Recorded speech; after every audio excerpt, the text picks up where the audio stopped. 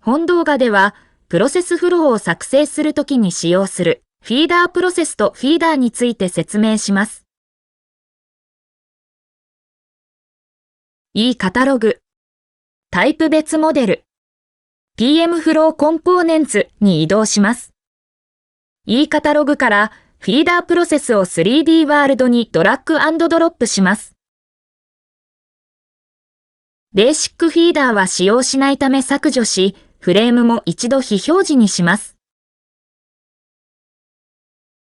フィーダープロセスとコンベヤーを PNP で接続します。フィーダープロセスは初期設定のままコンベヤに接続しても生成したパーツは流れません。パーツの輸送先として他のプロセスを追加する必要があります。今回はシンクプロセスを使用します。E カタログからシンクプロセスを 3D ワールドにドラッグ&ドロップし、コンベヤーと接続します。プロセスタブのフローを選択して、フィーダ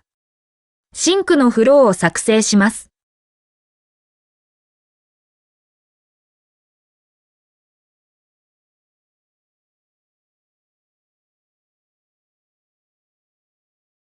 パーツを流すフィーダーのステートメント文、トランスポートアウトの目的地と、受け取るシンクプロセスのトランスポートインのソースは一致させなければいけません。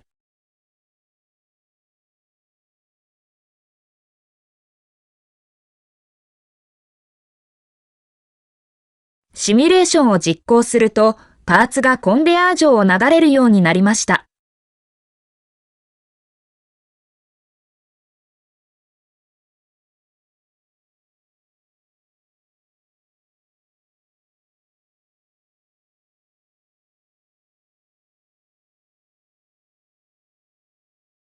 エディタ、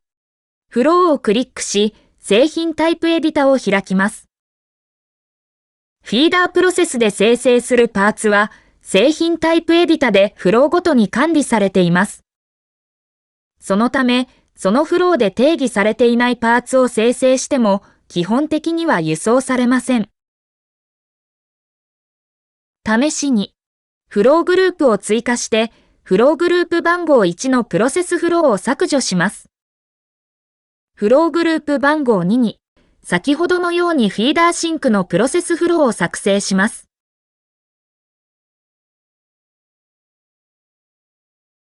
シミュレーションを実行しても、プロセスフローに製品が定義されていないため、製品はコンベヤ上を流れません。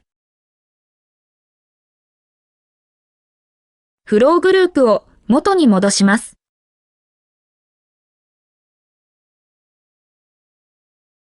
ホームタブをクリックし、3D ワールド上のフィーダープロセスを選択します。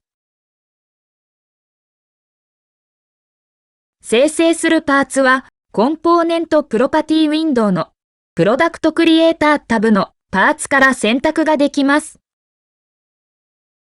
間隔は、ベーシックフィーダーの時に説明したインターバル、制限は、リミットと同じ設定です。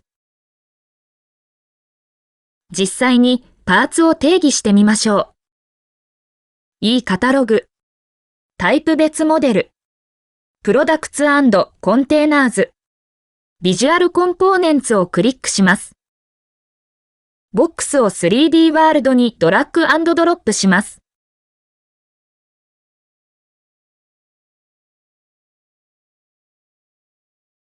プロセスタブに移動し、製品タイプエディタでフローグループ番号1を選択した状態で、製品の定義、製品タイプの追加をクリックします。追加した製品タイプ番号1を選択し、プロパティウィンドウ、ネームをボックスに変更します。コンポーネント URI のマウスカーソルのアイコンをクリックし、3D ワールドのボックスをクリックします。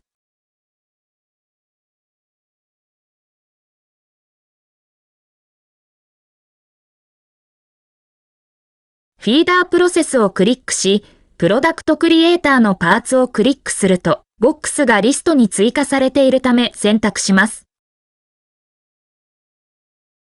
シミュレーションを実行すると、ボックスが生成されます。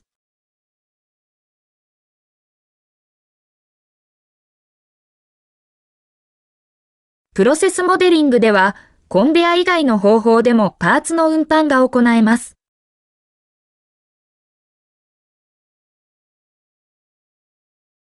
E カタログ。タイプ別モデルをクリックし、検索欄にヒューマンを入力します。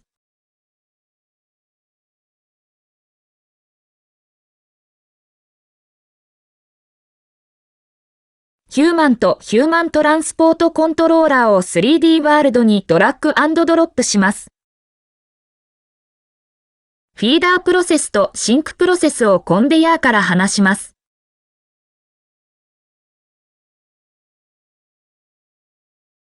プロセスタブ。エディター。フローを選択し、ヒューマントランスポートコントローラーのひし形をクリックします。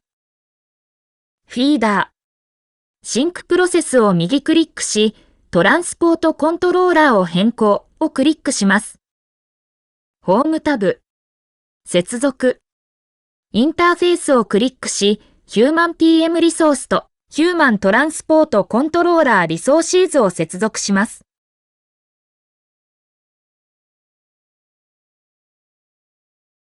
シミュレーションを実行すると、ヒューマンがパーツを輸送するようになります。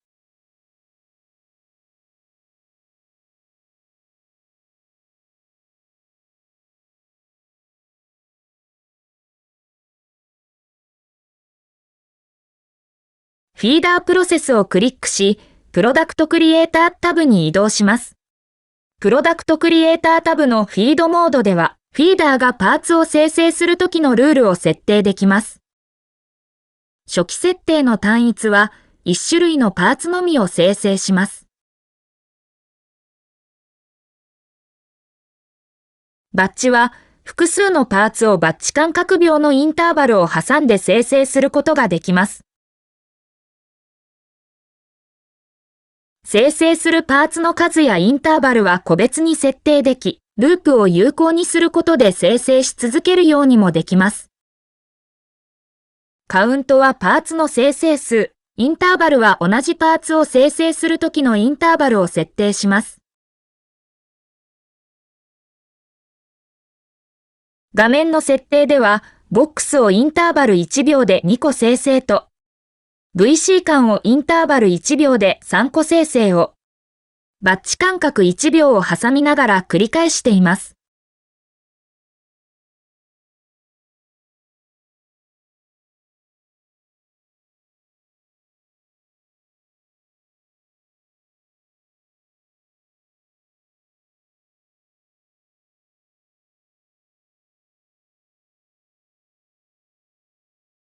表は Excel ファイルを使って生成するパーツとインターバルを設定することができます。読み込めるファイル形式は XLS です。入力形式は1列目が製品名、2列目がインターバルです。入力するときに余分な空白は入力しないでください。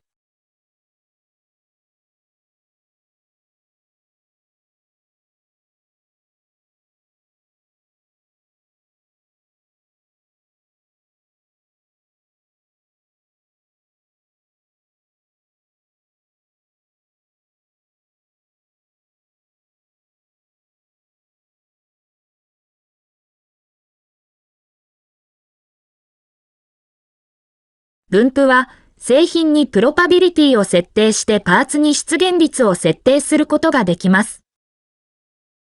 各プロダクトの出現率は、そのプロダクトのプロパビリティ分のプロパビリティの総和になります。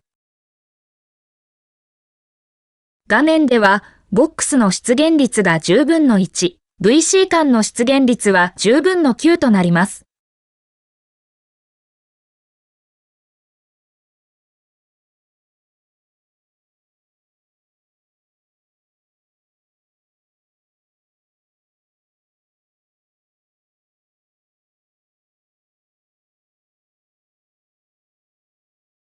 次に、規定タブについて説明します。アイコンウィド数は、フィーダープロセスのアイコンの大きさを変更します。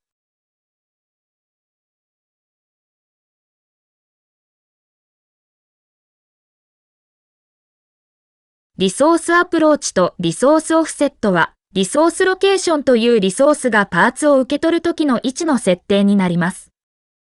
リソースアプローチは、選択した向きになるように、リソースオフセットの角度を変更します。画面では、リソースアプローチを変更したため、リソースがパーツを受け取るときの向きが変わりました。リソースオフセットは、リソースロケーションの位置を設定します。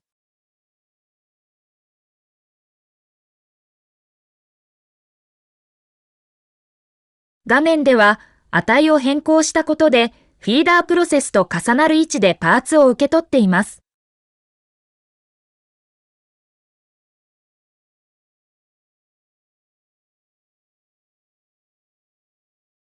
小リソースロケーションは、リソースロケーションの表示、非表示。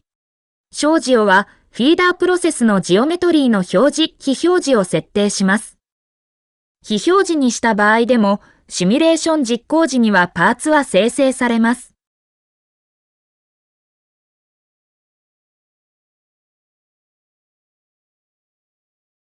小フェンシミュレーティングは、シミュレーション実行中。小フェンポーズドは、停止中の時のフィーダープロセスのジオメトリーの表示、非表示を設定します。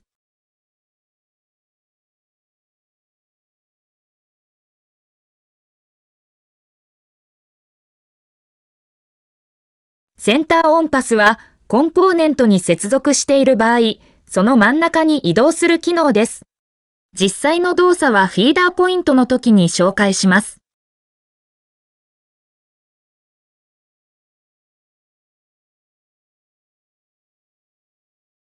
オートプロパティーズは、プロパティ値が接続したコンポーネントによって自動的に変更する機能です。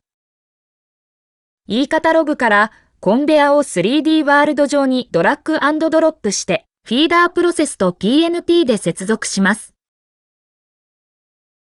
画面では、この機能を有効にすると、フィーダープロセスのコンベヤーハイトが、接続したコンベアの値に変更されているのがわかります。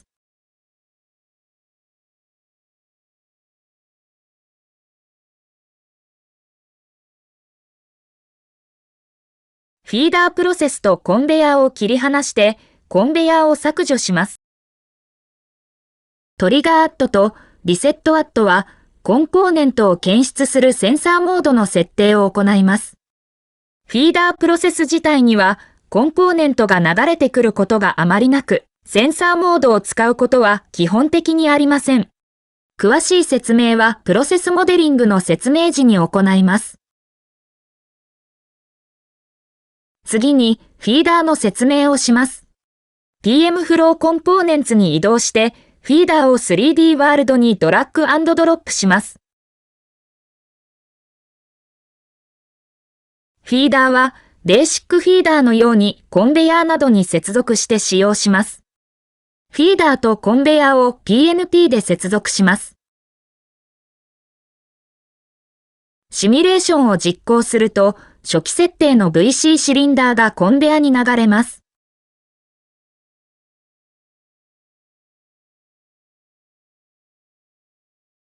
パーツの定義はフィーダープロセスと同じですが、フィーダーはプロセスを持たないため他のコンポーネントでも問題なく生成してコンベヤーに流すことができます。規定タブとプロダクトクリエイタータブはフィーダープロセスの内容と、パスタブはベーシックフィーダーのオンパスタブの内容と同じです。パートポジションタブはパーツを生成する位置の設定が行えます。ランダムオフセットでオフセットの範囲を設定し、ランダムオフセットエネーブルを有効にすることで、生成するパーツの位置がランダムに変更されます。ランダムターンで角度の範囲を設定し、ランダムターンエネーブルを有効にすることで、生成するパーツの向きが変更されます。以上で、フィーダープロセスとフィーダーの説明を終わります。ご視聴ありがとうございました。